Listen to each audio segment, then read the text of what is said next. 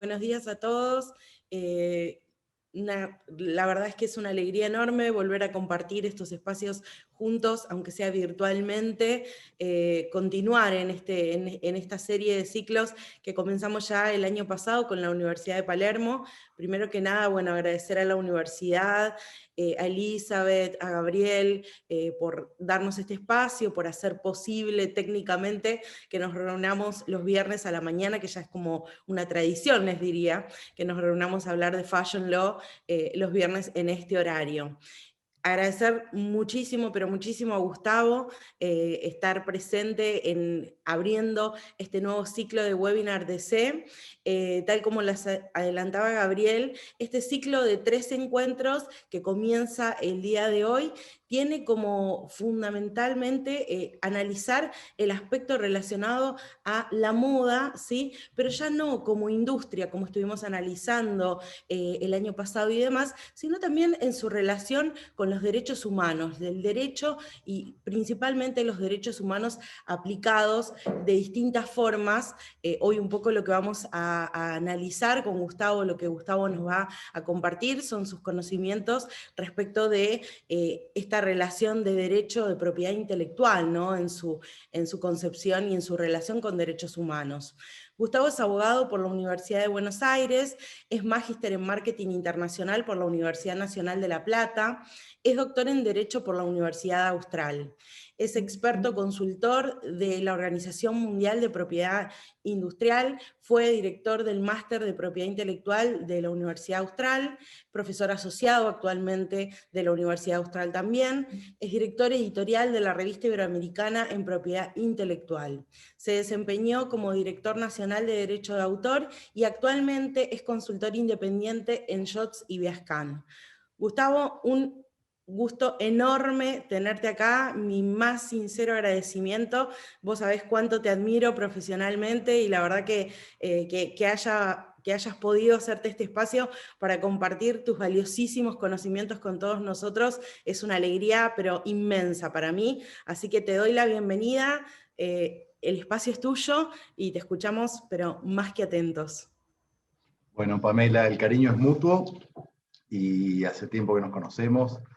La verdad que también el agradecido soy yo, entre otras cosas porque me has hecho pensar un tema que, si bien el tema de la propiedad intelectual y su armonización con derechos fundamentales, derechos humanos, es un tema, no digo trillado, pero es un tema de conversación habitual o de discusión habitual, también en los tribunales, también en la negociación internacional, en muchos temas, por ejemplo, hoy con las vacunas, muchos consideran que la propiedad intelectual es un obstáculo para la salud.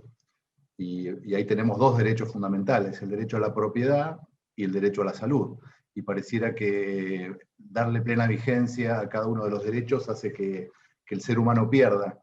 Y en realidad lo que ha hecho la jurisprudencia habitualmente, los tribunales internacionales, especialmente los derechos humanos, es considerar que los derechos se armonizan, no que están enfrentados, no que están en colisión, sino que requieren una armonización, muchas veces en el caso concreto. Los derechos humanos, tanto en todas las convenciones internacionales y la Declaración Universal de Naciones Unidas, no hay una prioridad de uno sobre el otro, sino que se considera que están todos en pie de igualdad. Sin embargo, tal vez haya uno de ellos que tenga prioridad, que es el derecho a la vida, porque sin derecho a la vida no se pueden ejercer los demás, pero es más una prioridad lógica y casi fáctica, te diría, pero no porque el tratado lo diga. Y de hecho a veces uno dice, bueno, pero el derecho a la libertad de expresión, el derecho a la cultura, la educación, la alimentación, la salud, la vivienda, la ancianidad, la no discriminación, o sea, un montón de derechos, pareciera que a veces la propiedad intelectual se convierte en un obstáculo. Pero bueno, cada derecho tiene su ámbito. Y lo cierto es que tiene una finalidad, y la propiedad intelectual tiene su finalidad.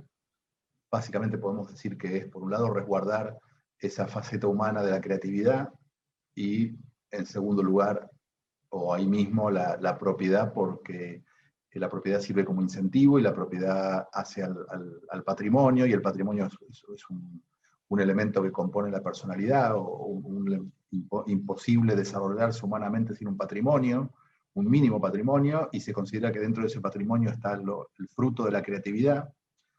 y por eso la propiedad intelectual está dentro del derecho de propiedad y es un derecho humano desde muchos puntos de vista, pero es cierto que en el caso concreto no es que la propiedad intelectual se interponga, sino que a veces se sale de madre, no sé si se entiende bien esta expresión, pero se pretende a veces usar la propiedad intelectual para lo que la propiedad intelectual no está, y a veces se le pretende dar a otros derechos un ámbito que es el que no tienen, y se pretende que el conflicto de derechos solucione lo que no soluciona la actividad estatal. Por ejemplo, el hecho de que no haya vacunas o que no haya medicamentos no significa que uno pueda ir al farmacéutico y decirle dámelo sin pagar.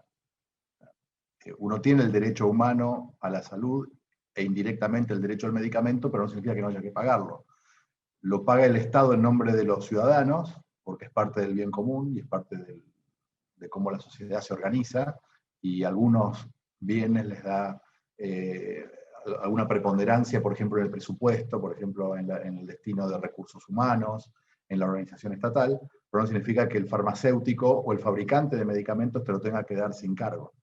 ¿Por qué? Porque para él también es su trabajo, para él es su inversión, y alguien tiene que resarcirlo. Entonces, por más que uno tenga el derecho humano a la salud o a la vida, no significa que no haya que pagar por ese medicamento.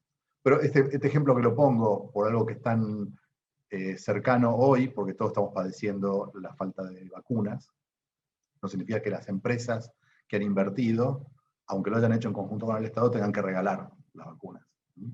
O que los estados puedan decir, voy a expropiar las instalaciones de fabricación de vacunas, o voy a ocupar la fábrica y voy a hacer trabajar sin cargo, no sé, por decir algo, ¿no? O sea, tiene que haber una justa compensación por esa necesidad social de vacunas. Bueno, en los otros derechos de propiedad intelectual existen conflictos semejantes, menos dramáticos, probablemente, como hoy día el tema de la falta de vacunas es un drama mundial, global, pero bueno, esto no es que sea la primera vez. O sea, si uno dice, bueno, el derecho de autor respecto de los que han escrito libros para la educación, y el derecho de los alumnos a estudiar o de los profesores a enseñar, en medio de la pandemia, si yo no pudiera digitalizar libros, no tengo posibilidad de que mis alumnos accedan a contenido. Y ahí tenemos de vuelta otra colisión, derecho a la educación o derecho a la cultura y el derecho de autor de los libros. Bueno, esto se presenta de modo frecuente.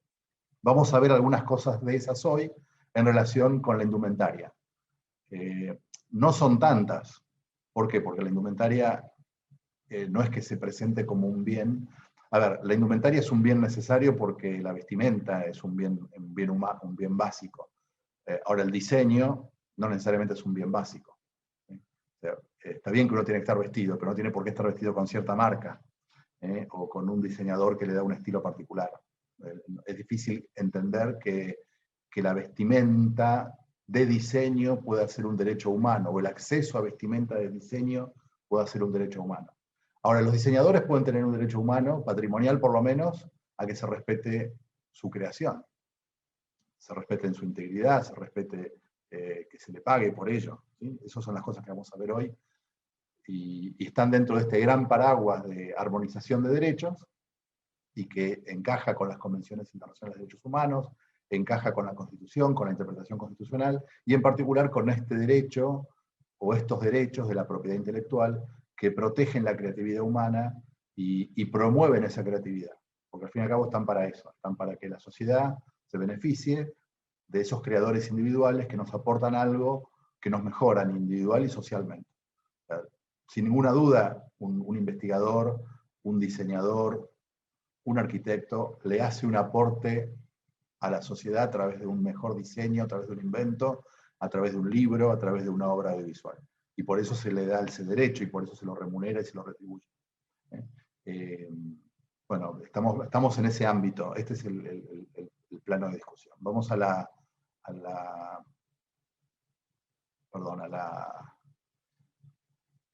presentación. Y ya nos metemos en tema después de esta introducción, que es como el gran paraguas, ¿no?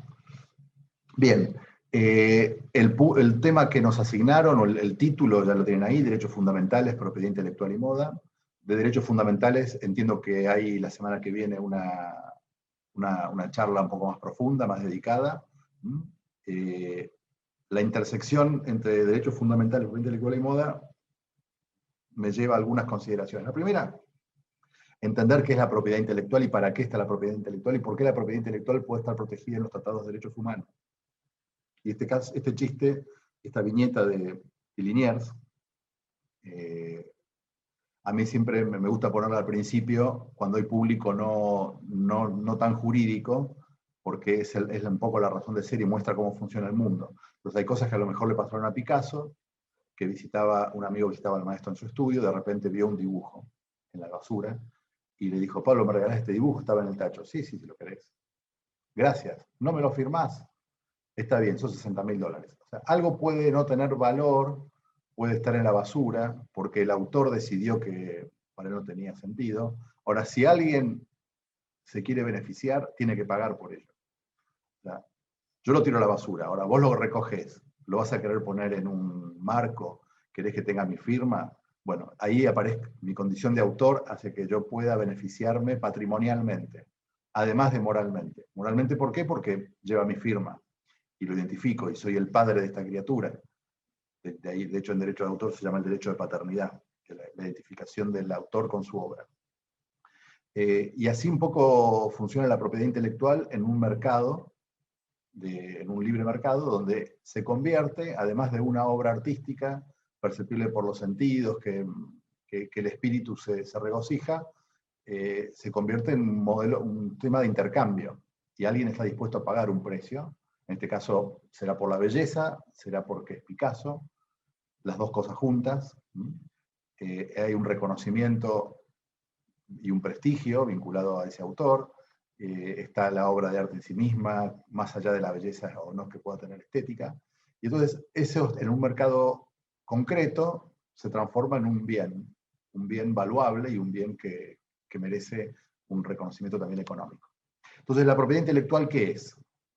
Bueno, la propiedad intelectual es básicamente esa capacidad de extraer valor, dice presente o futuro de las ideas y el conocimiento. La distinción entre presente y futuro es porque hoy hay un valor, un intercambio, una transacción, o futuro porque puede ser que más adelante adquiera un mayor valor o pueda yo conseguir una explotación nueva o alguien que esté interesado, aunque no sea hoy mismo, ¿no? Y el activo intangible, así como género, más allá de la propiedad intelectual, que es una especie de los activos intangibles, aunque la expresión activo intangible no tiene un valor jurídico, sino simplemente desde el punto de vista del management o de la economía, ese activo intangible siempre será algún tipo de conocimiento o información.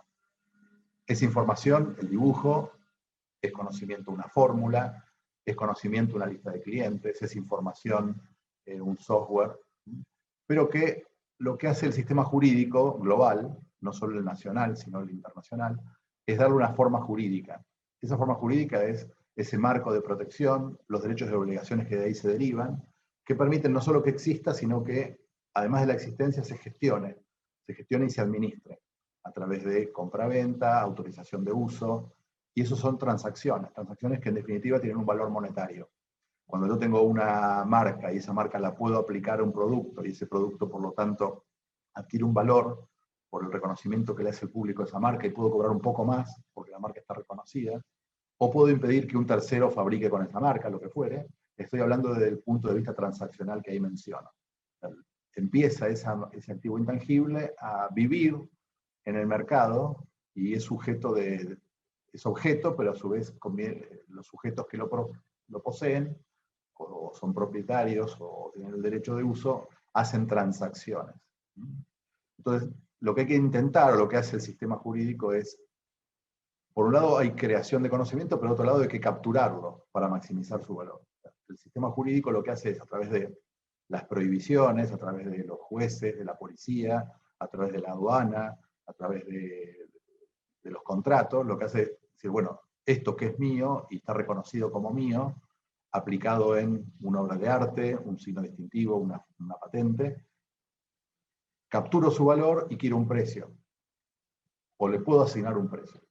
Entonces, el sistema legal lo que va a hacer es permitir que se excluya para generar una escasez artificial. ¿Por qué? Porque si no, el conocimiento tiende a divulgarse, y todos lo podríamos poseer sin que se agote. En la medida que que un texto digitalizado esté de libre disposición, cualquiera lo puede disfrutar. Si el texto no está de libre disposición, o sea que estoy excluyendo, puedo pedir un precio. Es decir, si cualquiera puede acceder a valor cero, también se reduce el incentivo para que se creen nuevos textos. Y así pasa también con la industria de la moda. Entonces, toda la propiedad intelectual se puede resumir un poco a este esquema, donde hay un modelo de innovación, de creación de valor. Ustedes vayan transformando esto en la industria de la moda, en la indumentaria, donde está la creación de valor en el diseño, en la marca, en la calidad, en la disposición, incluso cómo el consumidor se identifica y se completa con ese bien de la indumentaria, no solamente la necesidad de cubrirse o la necesidad de desarrollar una función como la deportiva, sino cómo la indumentaria significa un valor en su relacionamiento con sus congéneres, cómo es admitido o no admitido en cierto lugar de acuerdo a la indumentaria, cómo es visto por sus pares, cómo la autoestima implica un cierto valor para el usuario, para el consumidor. Y lo que hace el empresario, el diseñador, es captar eso y decir, bueno, te voy a dar algo que es lo que estás necesitando. Ese es el modelo de innovación. Y decide si va por la moda, si va por la funcionalidad, si va por el precio, si va por la distribución. En fin, ese es el modelo de innovación, una combinación de todo esto. Así se crea el valor en la industria indumentaria y en todas las industrias. Lo que hace ese empresario, ese diseñador, es tratar de capturar ese valor a través de la exclusividad. Esta es mi marca, este es mi diseño, este es mi local comercial, este es mi punto de venta, que no está en cualquier lado, sino que yo decido dónde se vende y cómo se vende, con mi packaging, con mi... En fin, hay muchísimos ejemplos, pero hoy no es una clase exclusivamente sobre cómo se explota la propiedad intelectual, simplemente estoy viendo cómo este derecho exclusivo luego se va a interrelacionar con los otros derechos de otras necesidades humanas. Si logramos capturar el valor de ese modelo de innovación, atrás de eso tendrá que haber algún mecanismo de monetización, de remuneración, que es lo que se suele llamar el modelo de negocios. ¿Cómo logro obtener una renta, una ganancia que podrá ser un mayor precio, un mayor volumen, un mercado internacional, lo que fuere, ¿no? Pero digamos que esta combinación de alguien que resulta creativo y logra capturar esa creación y darle exclusividad, y a través de la exclusividad obtener un dinero, en definitiva todo se reduce a una unidad monetaria, no todo, pero por lo menos en este ámbito, ¿no? En el ámbito académico puede no ser todo unidad monetaria porque el prestigio de un profesor, por ejemplo, tal vez no se mida directamente en negocios, aunque puede ser indirectamente. Pero bueno. Modelo de innovación, captura de valor, modelo de negocios. Esa es para esto está la propiedad intelectual.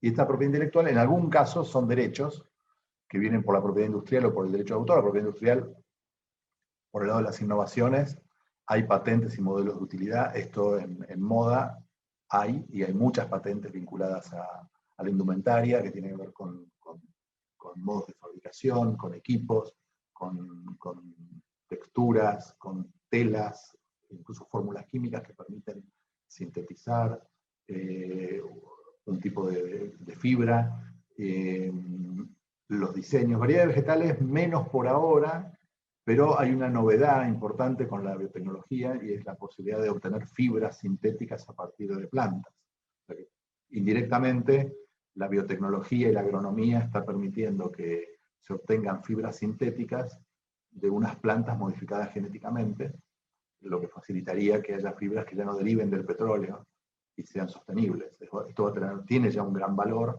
y va a tener un gran valor en el futuro. Entonces, la mejora de la genética de las plantas para obtener fibras vegetales, fibras textiles, ya no naturales, sino sintetizar fibras sintéticas, está teniendo valor y propiedad industrial. Y después signos distintivos son los más evidentes y conocidos, las marcas, tanto de certificación como colectivas, vamos a ver algún ejemplo luego. La indicación geográfica respecto de algún tipo de prenda o de producción, también vinculado probablemente a pueblos originarios. Identificación de los comercios o de la red de distribución a través del nombre de dominio, eso tiene un valor. Y la información confidencial respecto de los modos de fabricación, de los convenios de confidencialidad cuando se trabaja fazón y se distribuye la producción entre distintos empresas tercerizadas para conservar el secreto o reducir valores o lo que fuera. Por el lado del derecho de autor, que también es muy relevante para nosotros, es más, hoy nos vamos a dedicar más que nada a derecho de autor, también a algo a marcas, pero sobre todo derecho de autor. El derecho de autor protege las obras, y dentro de las obras, las artísticas son muy importantes en esta disciplina, en esta industria, pero también, cuando yo hablo de cinematográficas, también está la obra audiovisual y la obra publicitaria ahí dentro, lo mismo una fotografía. Y el software que permite la producción o que permite administrar páginas web de distribución de vestimenta, de indumentaria, el diseño de indumentaria para videojuegos, para animaciones, el diseño de las páginas web, las bases de datos de clientes. Hay propiedad intelectual vinculada a la industria. Conocimientos tradicionales, vamos a ver un ejemplo de modos de producción que tienen que ver con pueblos originarios.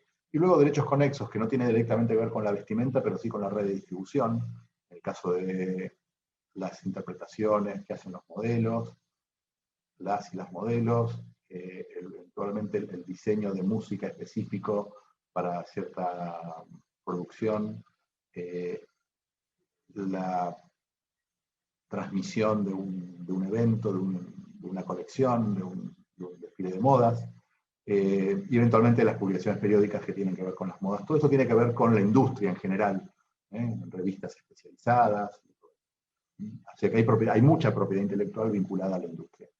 Esta es otra viñeta que también me gusta presentar, que expresa cómo la propiedad intelectual en general es un derecho a excluir. En este caso es otro humorista, que su personaje Lola va a la farmacia a comprar medicamentos, una jubilada, como suelen ser tantos y tantas que van a la farmacia, y al lado de la farmacia le venden medicamentos más baratos. Probablemente truchos, no necesariamente igual de eficaces, pero seguramente más baratos, pero claro, la patente, la marca hace que haya lugares de venta y los controles administrativos, y sin eso uno puede vender en un callejón y a oscuras. Y ahí se declara la captura de valor a través del canal adecuado, ¿no? Fabricación, distribución, venta, autorización del gobierno, y en paralelo tenemos una industria ilícita o una industria oscura, opaca por lo menos. Esa exclusividad genera una ventaja competitiva, y acá de nuevo el mismo humorista, el personaje va al médico y el médico le dice: este medicamento es muy bueno, y muy interesante, sí. ¿Por qué? Van a cobrarlo más caro de lo habitual. ¿Y por qué? Porque probablemente la exclusividad le permite un nuevo precio, un mejor precio. Eso también ustedes lo habrán visto en la moda, como la gente paga mucho más por un valor agregado de diseño, de marca, de lugar de distribución, en definitiva de prestigio, y no por el valor de la fibra en sí misma, o de la costura, o de la hora hombre aplicada a la costura, sino que hay deseos más o menos explícitos de los seres humanos, que significa que el bolsillo está dispuesto a, en razón de un intangible que puede ser cómo me represento o me encuentro con mis pares. Bien. ¿Qué va a ser cualquier intangible? ¿Qué va a ser la propiedad intelectual? Extender en la geografía y en el tiempo la ventaja competitiva. Yo quiero que mi marca no sea utilizada por otros, y hay que ver en qué territorios y en qué ámbitos. Estoy buscando que algo sea original, distinto, nuevo, y a través de eso que sea exclusivo. No siempre se logra, por eso lo puse con signos de pregunta. No necesariamente algo original va a ser exclusivo y alguien está dispuesto a pagar, pero si logro apropiarlo fáctico, jurídicamente. ¿Y por qué separo fáctico de jurídico? Porque no todo pasa por derecho de propiedad intelectual. Pueden ser secretos, o pueden ser contratos bilaterales. Otros son derechos universales: la marca, la patente, el derecho de autor, el software. Entonces, en indumentaria tenemos diseños, y agregué tridimensionales porque hoy día puede reconocerse una creación a través de un holograma, no solamente a través del diseño bidimensional, como puede ser un plano, un dibujo, también los dibujos aplicados a la vestimenta, en algunos derechos y bajo algunas jurisdicciones también los colores aplicados de determinado modo, esa combinación de colores. También las texturas, porque al fin y al cabo el derecho de autor permite la protección de aquello que sea apreciable por los sentidos, y no solo la vista, el oído, podría ser también el tacto. Los avisos publicitarios en cuanto a obra, está el derecho de autor allí, la escenografía, como puede ser un local comercial, como puede ser un escaparate, los textos originales publicitarios, pero también las frases comerciales, las fotografías, si esas obras originales, todo esto son motivo de que el derecho de autor se encuentre con la industria de la moda, así como la protección que hay sobre la transmisión televisiva de desfiles y presentaciones, que permite que el organizador del espectáculo tenga un derecho y autoriza a ser transmitido, grabado y dispuesto luego en páginas web, por ejemplo. Hay un artículo que lo puse ahí la referencia para que vean un poco el esquema un poco más estructurado jurídicamente de modo ordenado. Si bien se refiere a la perspectiva estadounidense, no difiere demasiado de la nuestra, y ahí está la cita para que puedan, si quieren, tener una referencia más concreta, ¿no? ¿Cuándo hay obra? ¿Cuándo el derecho de autor protege? Cuando hay originalidad. Claramente Frida Kahlo es Frida Kahlo, pero un artista puede intervenir una obra de Frida Kahlo, un autorretrato, y generar sus propias obras y aplicarlas a la vestimenta. O sea, no hay exclusividad sobre la camiseta, sobre el taller, pero sí sobre el dibujo aplicado a la camiseta, y en este caso hay dos camisetas y luego hay otro modelo que es más original, que es esa camisa, que es mitad Frida Kahlo con un diseño y otra textura y otro corte. En los dos primeros tenemos derecho de autor. En la del medio yo creo que ya no habría diseño, porque también es un modelo muy conocido, pero en la de la derecha, me parece a mí, yo por lo menos, intentaría la protección a su vez por la competencia desleal en caso de que haya un diseñador que me haga la copia. Creo que tendríamos, además de la protección del derecho de autor del diseño, una protección agregada por la imitación desleal, porque hay un trabajo original agregado, ¿no? Entonces, para que vean cómo la creatividad, en este caso de los diseñadores, de los dibujantes, le ha dado un valor y una protección especial a cada una de estas cosas, más allá de que Frida Kahlo tiene el derecho de autor con los herederos o la fundación, no me acuerdo si ya han pasado 70 años, creo que todavía no, de la muerte de Frida Kahlo. En México es más, porque en México son 90 años después de la muerte. Y acá tenemos derecho de autor sobre algo no tan fashion, pero este diseño, que es un dibujo original, también tiene protección por derecho de autor. Y así lo hace manifestar el fabricante. E incluso declara que tiene derecho de autor, y esto es registrable. Y estos dibujos son registrables en la Dirección de Derecho de Autor en Argentina y en cualquier lugar del mundo. Y esta es lo que no tiene protección, o es el mercado paralelo. Esta es una foto de la Salada de hace unos años, donde ahí está donde se filtra la captura de valor, donde están las rendijas. Y bueno, acá el diseño pierde su valor porque está a un precio mucho menor, probablemente sin reconocimiento del esfuerzo de la marca de lo que fue. Para que vean la aplicación de esto en un modelo concreto, la franquicia, en el caso de vestimenta, es muy claro, donde la franquicia incluye una licencia de marca, hay un conocimiento técnico de la tecnología, que no tanto en la distribución, pero sí en los demás. Puede haber manuales sobre los locales, puede haber los diseños, hay personal. La propiedad intelectual puede estructurar un negocio para que perdure en el tiempo, para que sea reconocido, para que sea sostenible, y en indumentaria también. En signos distintivos, las marcas son los más conocidos, pero hoy día también con el Código Civil y Comercial nuevo, la denominación social adquiere un valor importante porque se le pide que sea distintivo. Pues ya los casos de homonimia no son aceptados en la Inspección General de Personas Jurídicas, entonces también el nombre social es relevante.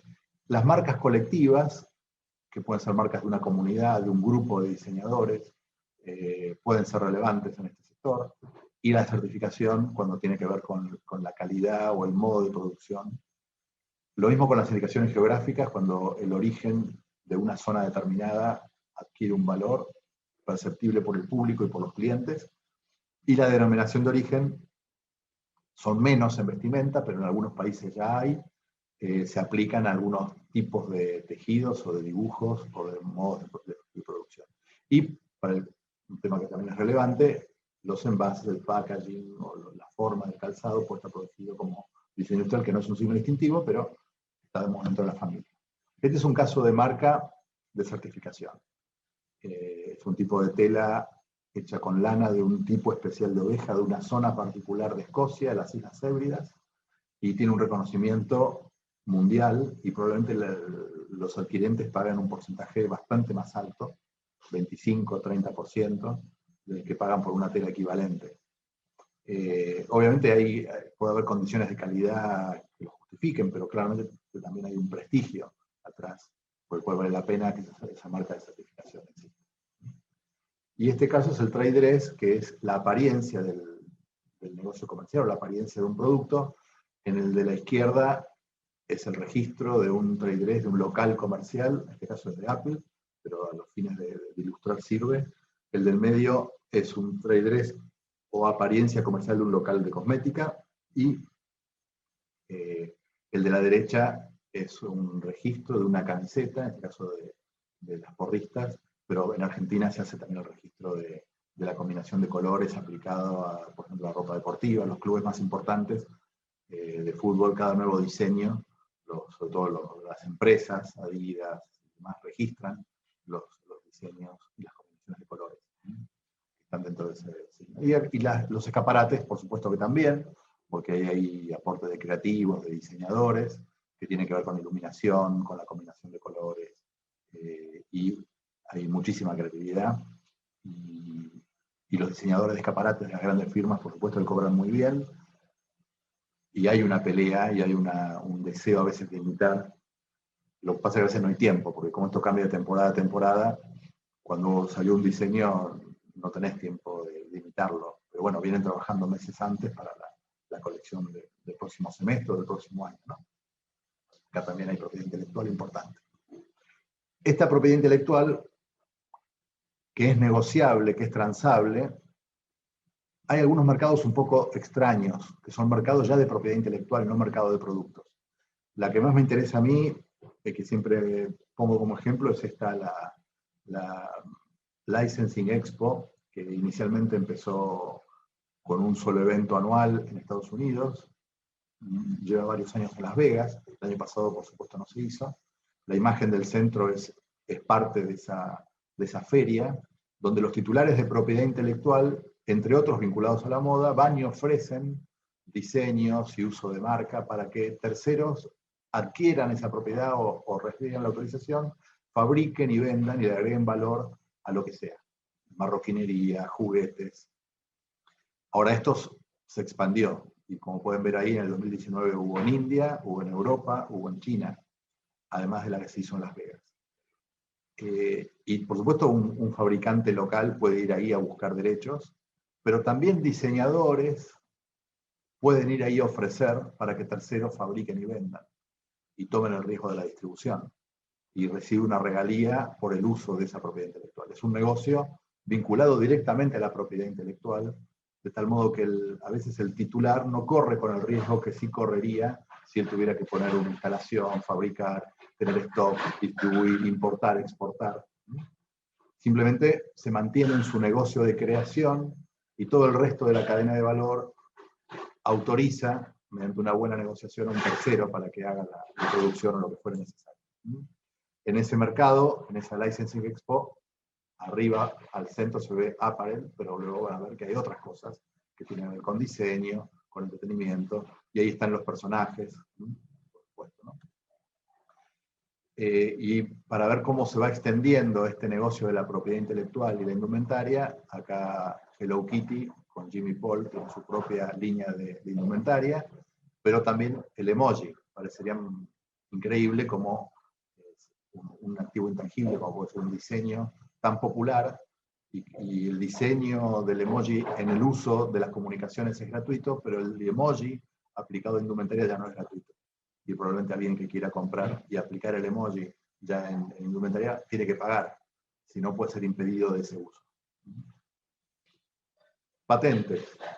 Yo por ahí me estoy extendiendo demasiado, ya vamos a llegar al tema de conflicto de derechos, pero primero quiero que quede claro qué es lo que la propiedad intelectual cubre, para ver qué es lo que no cubre cuando empieza a entrar en roce con los demás derechos, ¿no?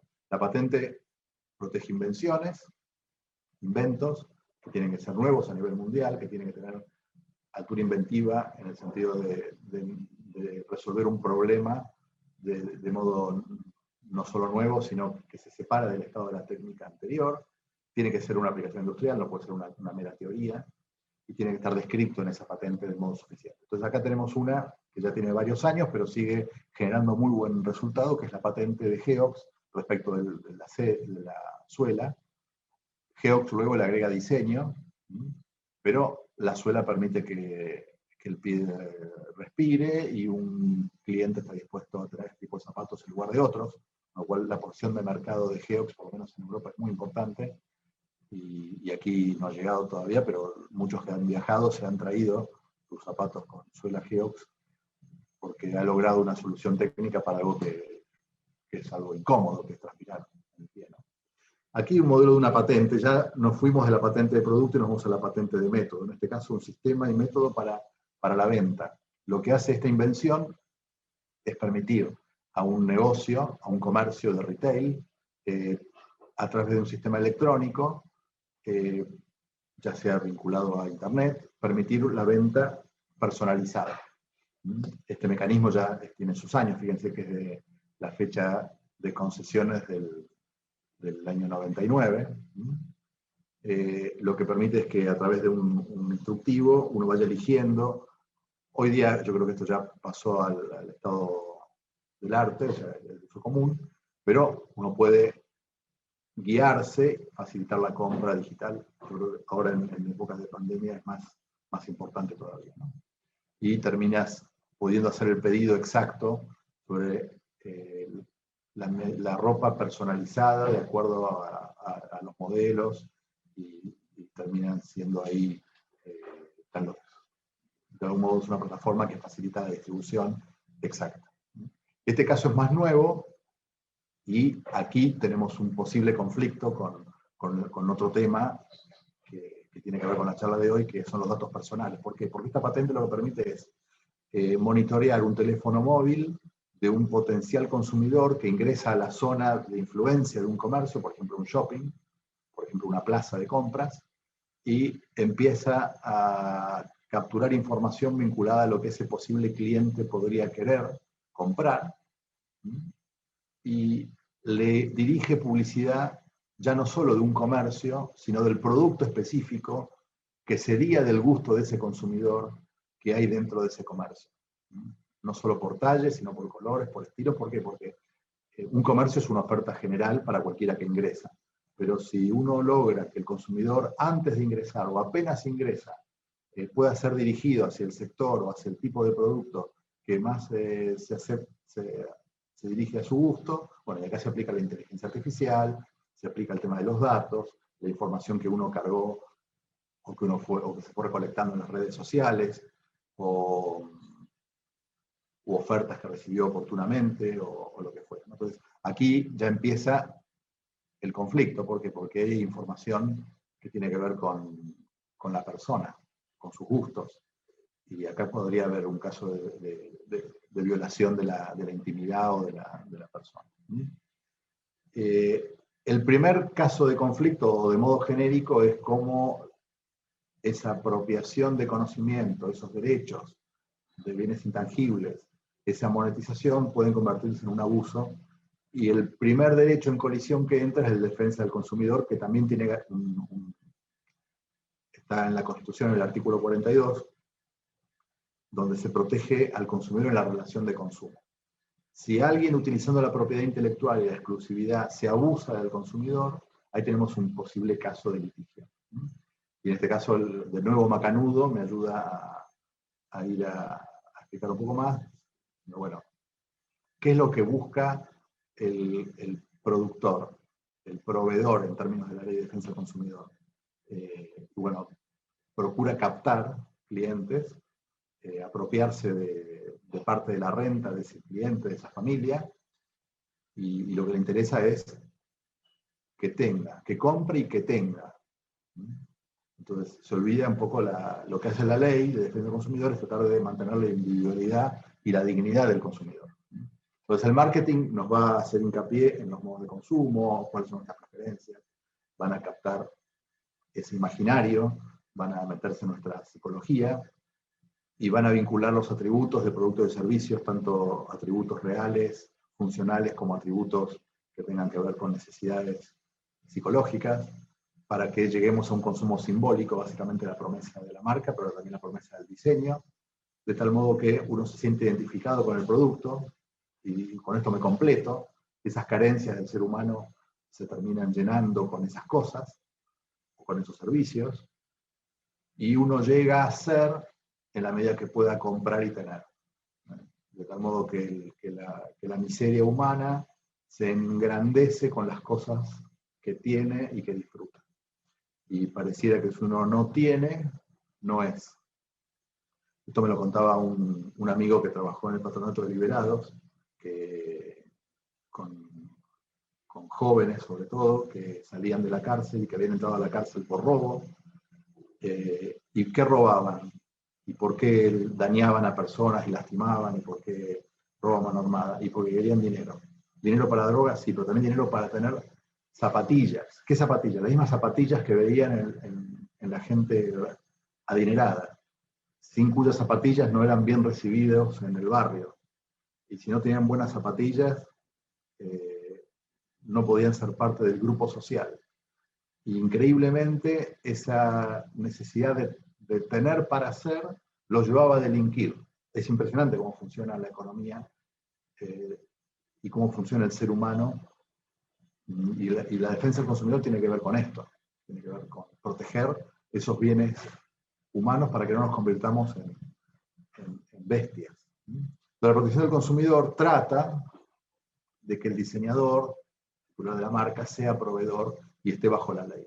El diseñador, ¿por qué? Porque hay en la definición de proveedor que tiene la ley se compone el objeto de la protección de la ley de defensa del consumidor tiene que ver con el sujeto consumidor, pero también con el sujeto proveedor. El sujeto proveedor incluye al fabricante, al importador, al distribuidor, pero también al titular de la marca, aunque no haya sido el que fabricó, y también al diseñador, porque utiliza una expresión un tanto curiosa, que no se aplicó demasiado en la jurisprudencia, pero tiene sentido, que es el que haya sido creador, el que haya llevado actividades de creación. La actividad de creación podría ser diseño, podría ser derechos de autor. En la ley, el titular de la marca tiene la obligación de cubrir el deber de información, la publicidad es vinculante, con lo cual no se puede engañar. Si se le causa un daño al consumidor, se es responsable, sobre todo si uno puso la marca aunque no haya fabricado. Se deben evitar las cláusulas abusivas, cláusulas atadas, ventas atadas. Hay que proteger los datos personales que, si bien no es propio de esta ley, están vinculados. Entonces el comerciante o el consumidor de vestimenta no puede tomar información y hacer un uso distinto.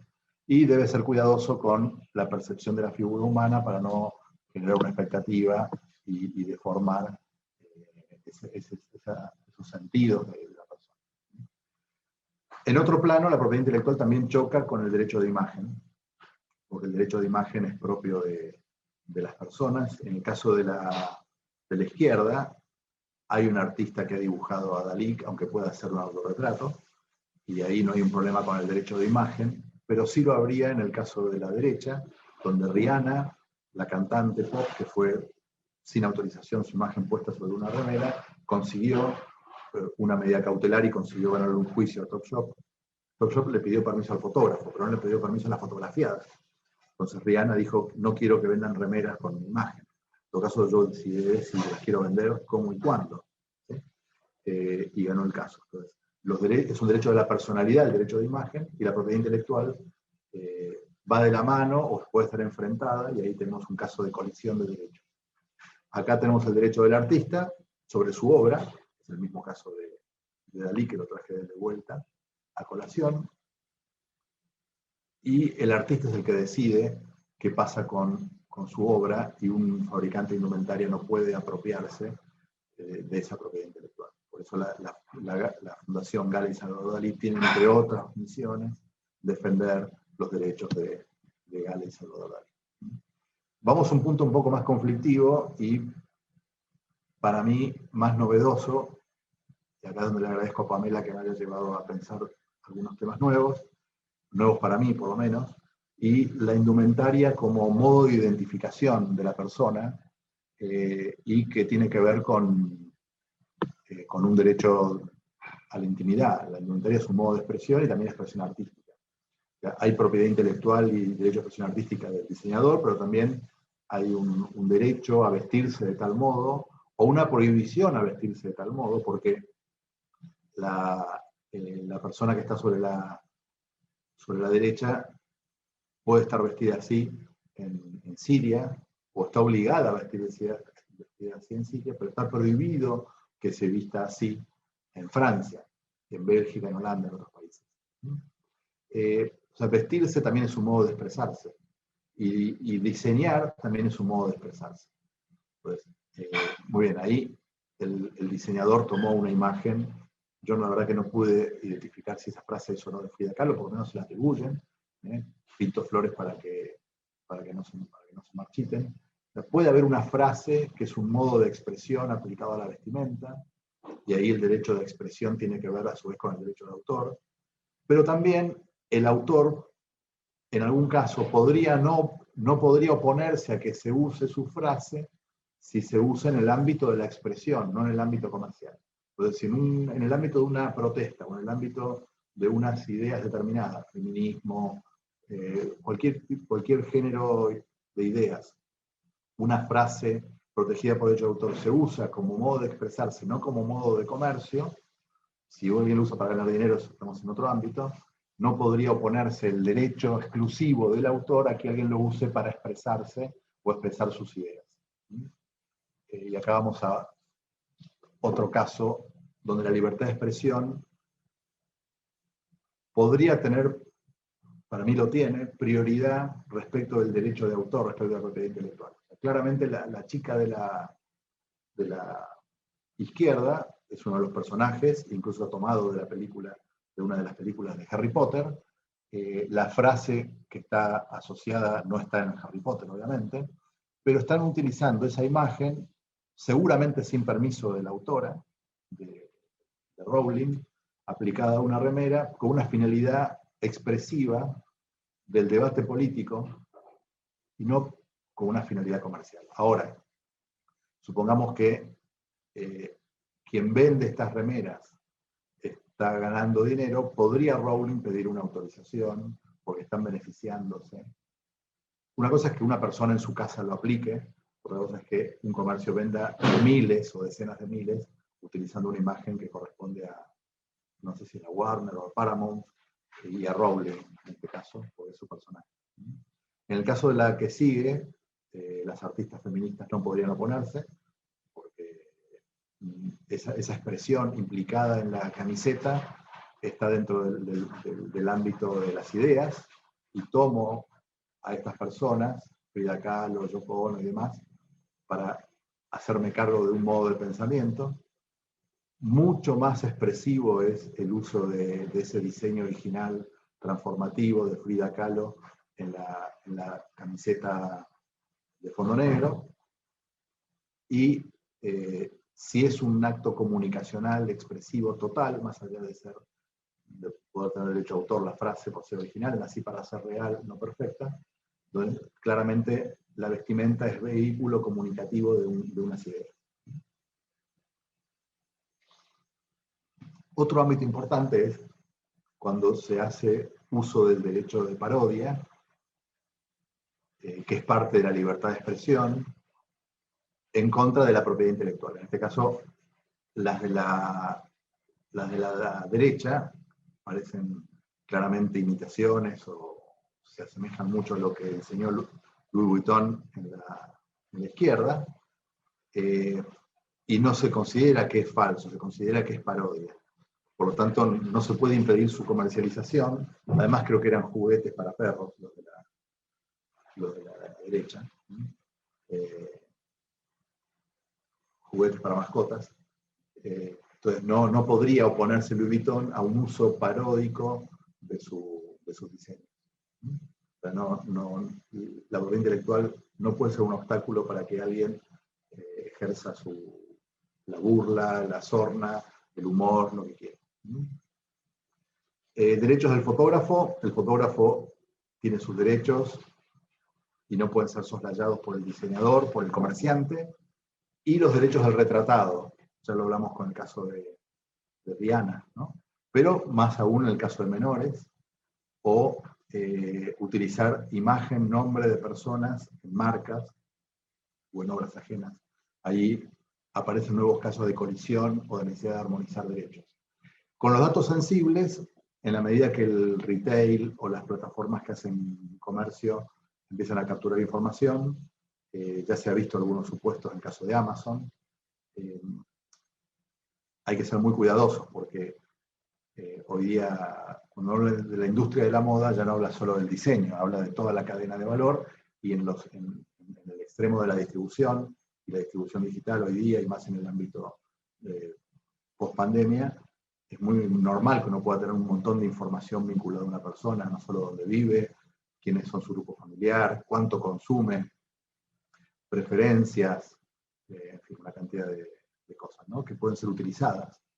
Y habría que ver si no se utiliza eso para algún caso de discriminación. Derecho de los trabajadores es otro ámbito de posible conflicto. ¿Por qué? Porque en la industria se utilizan el esfuerzo creativo de empleados. Esos empleados, si bien son empleados, conservan derechos. El pago del salario no los priva de la totalidad de sus derechos.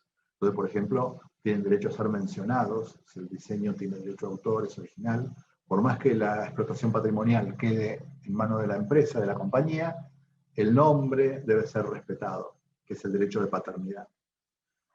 Y también tiene derecho a decir que la obra está lista para ser estrenada o para ser divulgada, o para que integre una colección. No está terminado, no quiero que salga así, porque esto, más allá de que a vos te guste, como empresario, a mí me causa un perjuicio, porque le falta, o lo que sea. O no me lo modifiques, derecho de integridad. Y en todo caso, tengo un derecho a ser preguntado y autorizar la variación. En la obra por encargo, esos derechos son muy parecidos, porque por más que contrate y tercerice el diseño, ese diseñador que no es empleado también mantiene sus derechos a la paternidad, a la divulgación, a la integridad. Cualquiera de los dos modelos, si el modelo de tercerización o el modelo de incorporación del diseñador a la organización, se conservan derechos y la propiedad intelectual no puede pasar por encima de esos derechos de la persona en su condición de empleado o en su condición de autor. Los derechos patrimoniales sí pueden quedar en poder de la compañía sin ningún tipo de límite, en la medida que se pague por ello, y ahí está la reproducción, la distribución, la transformación, pero si no se autorizaron expresamente, hay que pedirlo, si no el empresario no puede quedarse con esos derechos. Y ahí está el vínculo entre lo patrimonial y lo moral. Ahora, sí, ya estamos terminando. Vamos a un tema que no tiene tanto que ver con la industria, pero sí con la artesanía, donde es todo un mercado, por así llamarlo, distinto, y donde los artesanos, que a veces pertenecen a comunidades, grupos regionales, a pueblos originarios, también deben ser respetados. Y ahí la propiedad intelectual, no tanto en Argentina, pero hay países como Bolivia, Ecuador, Panamá también ahora, en breve Colombia, Perú, y por supuesto muchos países africanos. Los derechos son de la comunidad, los derechos no son de la persona. Entonces, hay propiedad que es propiedad comunitaria, incluso en Bolivia está en la Constitución de Colombia. Entonces, si hay diseños o hay aplicaciones propias de la indumentaria o de otros objetos, corresponde a la comunidad, no corresponde a la persona individual, y tienen que ser respetados de ese modo. Este es un caso de África, tal vez lo conozcan más, que son unos tipos de diseños donde algunos países, como por ejemplo bueno, si bien esto empezó en Asia, ¿no? Pero en África es muy común este tipo de telas, muy originales, y hay unas marcas de certificación que lo puede, si bien ya algunas son empresas, la aplicación está sujeta a un control de la comunidad que tienen que garantizan el origen y garantizan que cumple con los estándares de esos diseños, de esa producción. Y la etiqueta, aquí el ABC o el Super Wax, el Wax o el Super Wax, garantizan cuál es el origen y cuál es y tiene que ver con esa comunidad en particular. Entonces hay derechos de la comunidad que no son los derechos necesariamente del fabricante. Y esto ya es un pueblo originario concreto de Colombia. El producto típico es el bolso guayú. Lamentablemente el pueblo originario propio, que son los guayú, que es la comunidad que está a la derecha, no pudo apropiarse porque se fabrica en otros lugares de Colombia y de Venezuela distintos donde está localizado el pueblo originario, y hay mucha limitación. Pero bueno, es un típico caso donde ante la falta de un resguardo adecuado del derecho del pueblo originario, pierden valor como comunidad y se diluye su derecho como comunidad. No quiere decir que pues no hay propiedad intelectual sobre el bolso guayú, pero se está usando esa denominación de modo indiscriminado y queda desprotegida esa comunidad originaria que debería tener una exclusividad sobre ese tipo de diseño por algo que es tan característico de su etnia, ¿no? Muy bien, increíble. Logré cumplir con el horario porque faltan 3 minutos. Muy bien. Y hasta aquí llegué con mi presentación. Así Bueno, que ahora ustedes. ¿qué decirte, Gustavo? Excelente como siempre. O sea, tomé nota de un montón de cuestiones y me alegra muchísimo, bueno, nada, haber compartido, estar compartiendo este espacio, porque como siempre, o sea, yo creo que, no me voy a cansar de decirlo, la introducción a la propiedad intelectual, si bien ya la tenía de años anteriores de la práctica, la fascinación y la curiosidad por el estudio, sin lugar a dudas me lo transmitiste vos en la universidad, en el marco de la maestría, así que nada, eso sigue intacto. Pasan los años, como bien vos dijiste, muchos, y sigo tomando notas, así que te agradezco por todos los conocimientos. Acá tenés algunas preguntas que te voy a ir transmitiendo, que fueron poniendo... Si les parece, voy a dejar de compartir la pantalla para poder ver los rostros de las personas, del que pregunta. Perfecto. Y vos Acá me lees la pregunta. Sí, yo te las leo, así no tenés que buscarlas, quédate tranqui. Acá Mili pregunta, ¿los derechos humanos no tienen jerarquía constitucional? Sí, tiene jerarquía constitucional, lo que no hay es una jerarquía entre ellos, lo que no hay es una escalera y una puntuación, no es que un derecho valga 3 y otro valga 1, uno valga 15, no. Entonces, los derechos, de acuerdo a la misma Convención Interamericana de Derechos Humanos, están en un pie de igualdad. Puede ser que en el caso concreto un derecho no esté presente y haya una apariencia de derecho.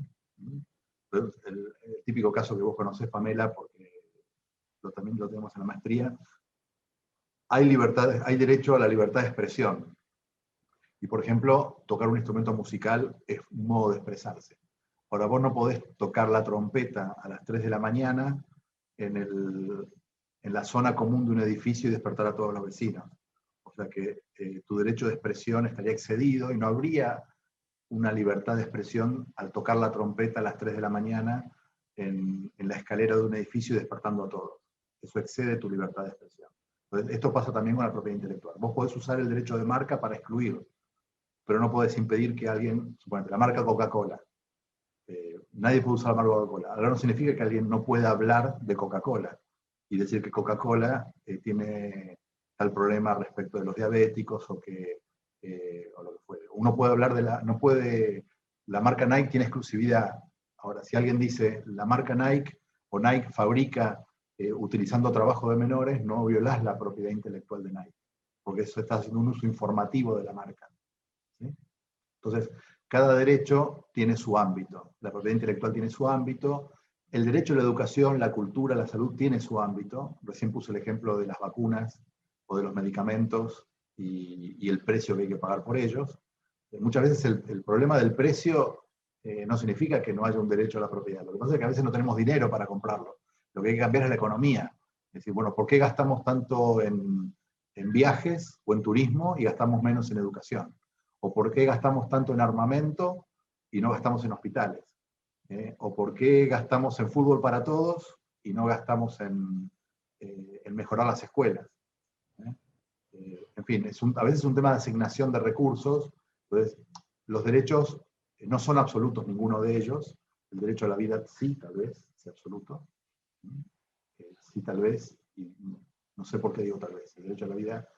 Pero aún el derecho de la vida, que es absoluto, admite la legítima defensa. Porque nadie puede venir a querer clavarme un cuchillo y yo no tener derecho a defenderme. Y al agresor injusto lo puedo repeler. Entonces, los derechos tienen jerarquía constitucional, pero no significa que haya una jerarquía entre ellos donde uno oprime sobre el otro, salvo el caso concreto donde el juez, en ese caso, decide, en esa situación y con esos hechos, cuál está presente y cuál no en la situación particular. Y eso pasa en el caso de las marcas, por ejemplo, ¿no? Hay un caso muy conocido en Argentina que no tiene que ver con indumentaria, pero es el caso de ¿qué te pasa Clarín? ¿Qué te pasa Clarín? Alguien inició un blog criticando al diario Clarín a partir de una frase del presidente Kirchner.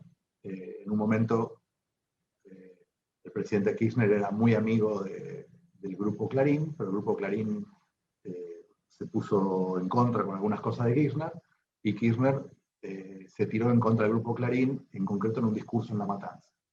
Y salió la frase famosa de Néstor Kirchner, ¿qué te pasa Clarín?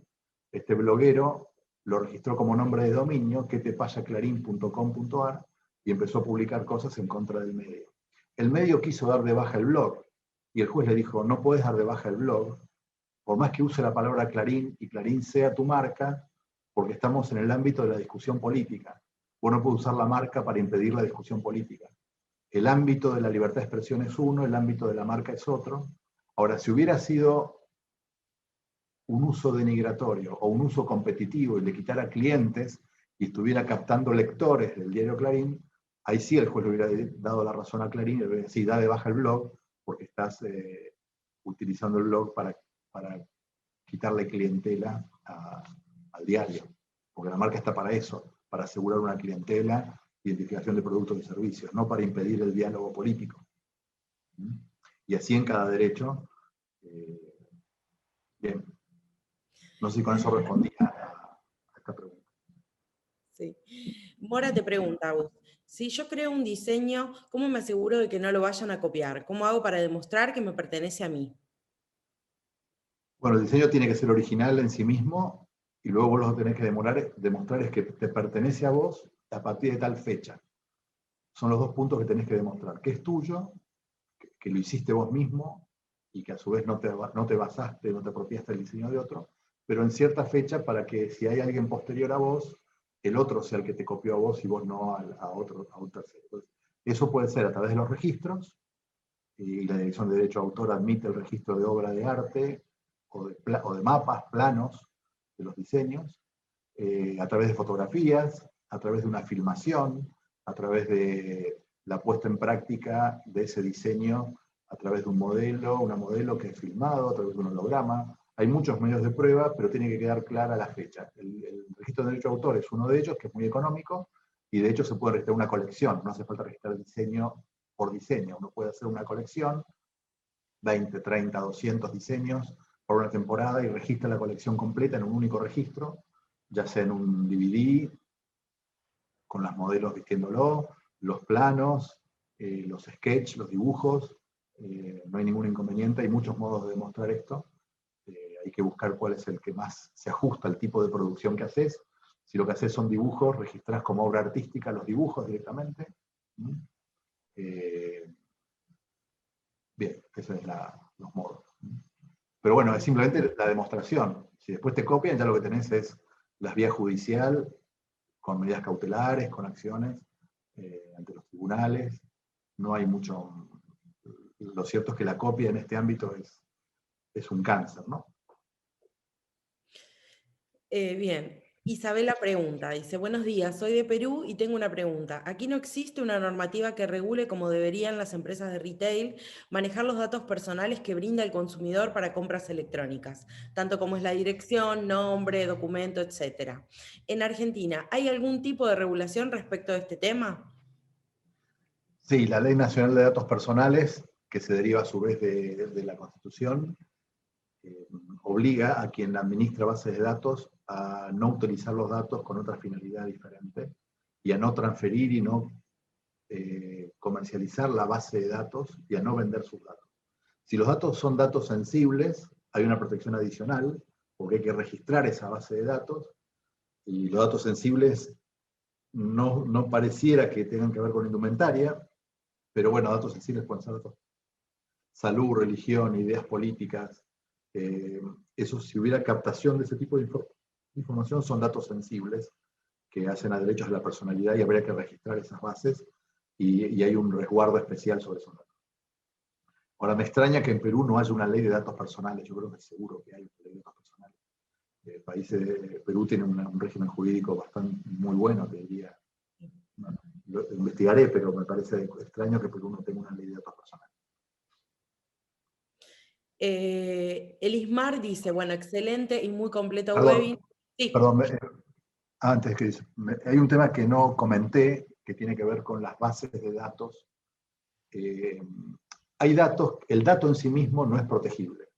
Por ejemplo, si yo digo, esta persona mide 1,82 m, pesa tantos kilos y tiene tal ancho de espalda, es un dato. Ahora, si yo tengo una base de datos, que es una compilación de información, que la he dispuesto de tal modo que la puedo utilizar para, por ejemplo, administrar el stock. Si yo digo, en base a esa base de datos, sé que la población promedio es de tal altura, y entonces yo puedo decir que la fábrica haga tantas piezas del talle 40, tantas piezas del 42, tantas del 44. ¿Por qué? Porque eso se corresponde con una base de datos que obtuve y que de modo original, bueno, tengo un derecho de autor sobre la base de datos, no cada dato, sino el modo original en que recopilé y dispuse esos datos. También están protegidas por derecho de autor. Perdón. Ahora sí la pregunta, perdón. No, está perfecto. Elismar dice, buenos días, excelente y muy completo webinar. Por favor, algún libro o autor que pueda recomendar de propiedad intelectual en derecho comparado. Nos saluda desde Caracas. Bueno, propiedad intelectual es una disciplina, pero que tiene patentes, marcas, autor, son muchas cosas. Yo diría que lo primero, si estamos de cero, es ir a la OMPI. La página web de la OMPI tiene pequeños manuales y algunos más complejos sobre cada uno de los derechos. Yo diría marcas, autor, patentes, y luego tiene algunos específicos por industrias, y hay artículos específicos sobre industria de la moda. Yo diría que eso que es gratuito y accesible es general. Luego, si querés profundizar, tenés que ir a algo específico de Venezuela, porque el derecho se adapta un poco en cada país y hay especificidades propias de tu país, que tenés que verlas con literatura de tu país. Iris Cuadrio te dice, hola Gustavo, excelente presentación. El caso de Louis Vuitton se dio en USA. Si hubiera tenido lugar en Argentina, creo que los tribunales hubieran determinado que se trataba de una infracción. Más allá del elemento de parodia, hay un uso comercial y apropiación de marca ajena. Yo pondría de vuelta, hola Iris. A ver.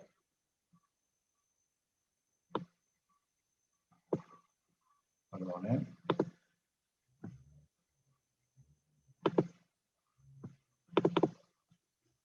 Vamos para arriba.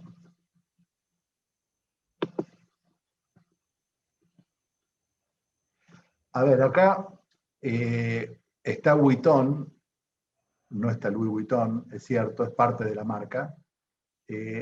Hay poca experiencia en Argentina en los tribunales sobre el uso paródico de la marca. Entiendo que es un fallo norteamericano, que el derecho de parodia está más claro. En Europa también está más claro el derecho de parodia en autor que en marca. Es un área gris de creatividad judicial y de creatividad para los abogados, pero la desviación de clientela es difícil de probar en este caso. Es muy difícil que diga, estoy apropiándome del beneficio comercial.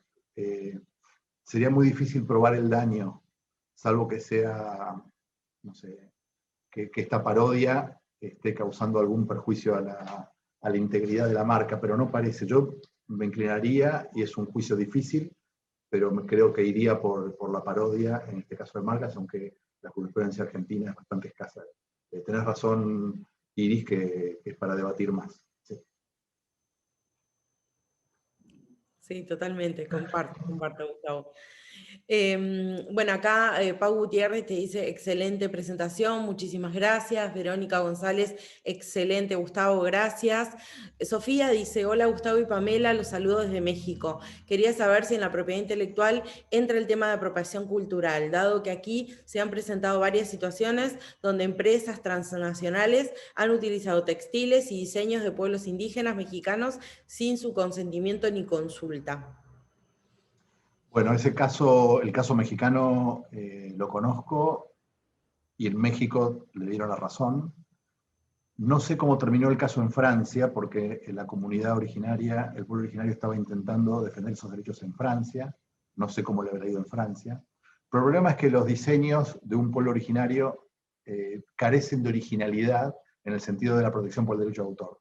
Si no hay una protección específica, porque el régimen del país les da un derecho a la comunidad, es difícil, porque el marco general del derecho de autor, que protege obras, diría que eso está en el dominio público, porque han pasado más de 70 años de la muerte del autor, que primero no se sabe quién es, porque anda a saber quién de ese pueblo originario fue el primero que lo diseñó, y después porque es de uso común. Entonces, el problema de esto es que puede haber, a ver, si hay marca de certificación, estamos de acuerdo, que hay una protección. Si hay una legislación específica, hay protección. Ahora, por ejemplo, en Argentina no hay una protección específica para este tipo de diseños de los pueblos originarios. No lo tenemos. Sí hay en Panamá, como mencioné, sí hay en México. Sería difícil darle protección extraterritoriales. Se está negociando en el ámbito de la OMPI un tratado internacional hace ya creo que 18 años o 17 años sobre conocimientos tradicionales que incluye este tipo de diseños propios, pero no es una protección universal, es una protección reducida al ámbito local. Y bueno, lamentablemente el régimen es poroso y ahí no tenemos un buen resguardo en cada uno de los países. Perfecto. Verónica te dice, Gustavo, en el caso de solicitar un diseño o dibujo para mi marca a un profesional de forma freelance, al vender mi producto, ¿el profesional puede reclamarme derecho de autor sobre ese dibujo? ¿Cómo puedo hacer para protegerme? Cuando vos le encargás a un diseñador que es obra por encargo, el diseño del logo es un diseño gráfico, tenés que pedirle que te ceda los derechos. ¿Por qué? Porque ni el Código Civil ni la Ley de Derecho de Autor establecen que con la entrega de la obra hecha por encargo se transmitan todos los derechos. Se presupone que para eso te lo entregó y por eso le pagaste, pero para evitar dudas, lo mejor es que se celebre por escrito un convenio donde el diseñador te transfiere los derechos sobre el diseño gráfico del logo que vas a registrar luego como marca. O sea, vas a tener los derechos como marca, pero para la parte gráfica, para estar certera de que esos derechos los tenés también, yo pediría la cesión del derecho de autor sobre la gráfica y también registraría en derecho de autor la gráfica del logo. Ya eso frente a terceros, no tanto frente al diseñador, sino para que terceros no copien el diseño, aunque tengas el derecho marcario, porque la marca protege una cosa y el derecho de autor sobre los diseños protege otro tipo de cosas. Perfecto. Estefanía dice, y en el caso de las réplicas, ¿cómo se regula? Porque, por ejemplo, el mercado chino está lleno de esas réplicas. Las réplicas en muchísimos casos están infringiendo a veces un solo derecho y otras veces muchos derechos. Pueden infringir el diseño, el derecho de autor, pueden infringir la marca, puede ser una infracción contractual, porque a veces el fabricante de la réplica es el mismo fabricante del original. Hay muchas marcas que mandan a fabricar a China, se fabrica una cantidad que es lo que se distribuye como original, y se fabrica una cantidad extra que tiene la mitad de precio, es igual en calidad, hecho por el mismo fabricante, pero es réplica, y entonces incluye a su vez una infracción al contrato. Entonces, además de la infracción a la propiedad intelectual que hubiera. Las réplicas hay que ver bajo qué derecho están infringiendo, si autor, si marca, si diseño, pero podría ser varios a la vez. Y hay medidas en frontera que son importantes, ya para el que esté metido más en la industria. En Argentina se hace especialmente con marcas, se puede hacer también con derecho de autor. Cuando llega un contenedor, cuando llega un embarque a aduana, el titular de la marca lo que puede hacer es registrar en aduana su marca para que la aduana le avise que está llegando un embarque de cierto producto, calzado, vestimenta, lo que fuere, y él puede pedir una cautelar para que no ingrese al territorio aduanero hasta que no verifique si está infringiendo su marca. Entonces eso se llama medidas en aduana, medidas en frontera, está previsto en los tratados internacionales y es uno de los mecanismos que utilizan los importadores o utilizan los fabricantes y las multinacionales a través de los estudios jurídicos para impedir que ingresen al mercado productos piratas. Perfecto. Acá Génesis desde Uruguay dice, hola, soy de Uruguay. Con respecto al caso de la marca Vuitton, la cadena de supermercados tienda inglesa lanzó hace unos años unas latas de galletas danesas con los gráficos de Vuitton. Este le hizo juicio y lo perdió porque el juez determinó que la gente identificaba claramente que dichas latas no eran productos de Louis Vuitton, lo que me pareció una resolución incorrecta, dice, porque de todas maneras el supermercado utilizó el monograma característico. En ese caso sí era una réplica también del monograma, ¿no? Bueno, aunque sea una aplicación, un producto distinto, porque Louis Vuitton vende marroquinería, le doy la razón a quien hace la pregunta, porque hay un caso especial de marcas, o unos casos que son las marcas notorias o las marcas famosas, donde la protección de la marca se extiende más allá del producto específico para el cual fueron creadas, en base a esa notoriedad. Entonces, Louis Vuitton tiene una protección extendida, aunque galletitas no es la misma clase que marroquinería o indumentaria, porque puede haber un desprestigio o le puede quitar un negocio, porque nada dice que Louis Vuitton no puede el día de mañana extender el uso de la marca a otros productos distintos a la marroquinería. De hecho, ha sucedido, hay marcas que actúan así, por ejemplo, Cartier, inicialmente en relojes, también puede ser perfumes, puede ser vestimenta. O sea, uno puede extender la marca a usos donde el prestigio y el valor se extiende a productos para lo cual no fue pensado inicialmente, pero tiene que ver con el aura y ese valor que la marca tiene en la mente del consumidor. Así que sí, me parece que la decisión no... Habría que verla en detalle. Es difícil a veces con un resumen tomar una posición, pero pareciera que se hubiera aplicado el criterio de marca notoria y no se podría haber vendido eso. Sí, bueno, no sé si tienen alguna otra consulta, alguna pregunta más para Gustavo. Estuvo bastante activo el chat, Gus, o sea, acá te agradecen todos, muchas gracias, excelente presentación. Y bueno. Perdón, Pamela, acá me avisan. Sí. Ya sabes quién me avisa. Sí, me imagino. Que hay ley de datos en Perú. Hay una normativa okay, sobre protección de datos personales en Perú. tiene razón. Muchas gracias por el aviso. Acá Isabela te dice que sí, que hay ley, sin embargo, esta tiene un objetivo del buen manejo respecto al derecho administrativo, más no una visión comercial, te dice. Ok, bien. Sí. Bueno, gracias, muchas gracias. Me lo había pasado por leer la siguiente pregunta. Perdón, Estefanía. Bueno, gracias, Claudia, también. Bueno, si no hay más consultas, Gus, más que agradecidísima por este espacio compartido, por transmitirnos todo este conocimiento. La verdad que la exposición y la presentación estuvo excelente, o sea, como siempre y como nos tenés acostumbrados, así que agradecerte por el tiempo, por hacerte este espacio, por la generosidad de estar hoy acá con todos nosotros. Nada, muchísimas gracias a vos primeramente, a la universidad por darnos este espacio. Gracias, Gabriel, por hacerlo siempre posible. Gracias, Elizabeth, gracias, Oscar, por la confianza de organizar estos encuentros. Sí, Estefanía, la grabación va a estar colgada, entiendo que a partir de mañana en el canal de YouTube. Ahí Gabriel está poniendo todos los datos como para que puedan verla. Así que nada, agradecerles. El viernes que viene nos volvemos a encontrar a la misma hora, a las 9 de la mañana, como bien adelantaba Gustavo, para hablar más de la moda desde la perspectiva del derecho constitucional.